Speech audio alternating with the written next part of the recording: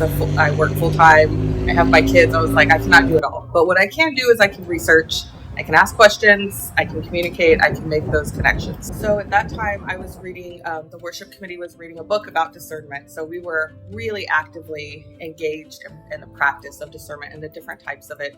And so when our council president said, like, I really would like us to see what we can do that's actionable. I reflected, I had conversations with like what I call like my church besties, like what can we do? Like y'all been here a lot longer than I have. What have we done in the past? Where have you seen work? So we had a really good collective group to contemplate and reflect with, and so pray about. And a lot of it is, I can't do it all. Like for myself, it was, I cannot do all of this. I cannot take this all on, but I can at least be the beginning of it, the connection of it, reach out to it, and then get it going, help with it, because I knew that there were people in our congregation and our staff that would support it if we got it going. So knowing that it would not just be me, I was like, okay, I can do this. These are the gifts God gave me. I can do this.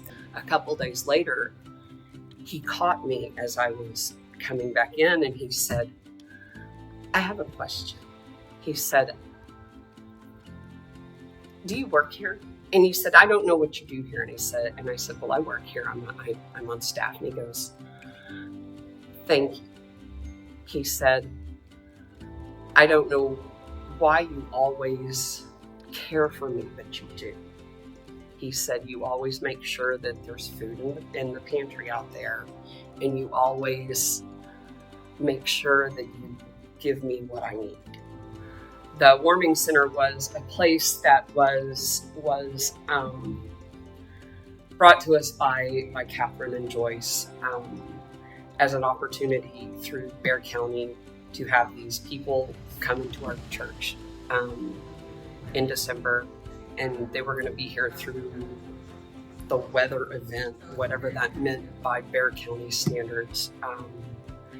And they were going to be here for 24, 48, 72 hours. He looked at Joyce and I and he went, well, there's no homeless people in Universal City. And he was so confused that we had people who experienced homelessness in this area.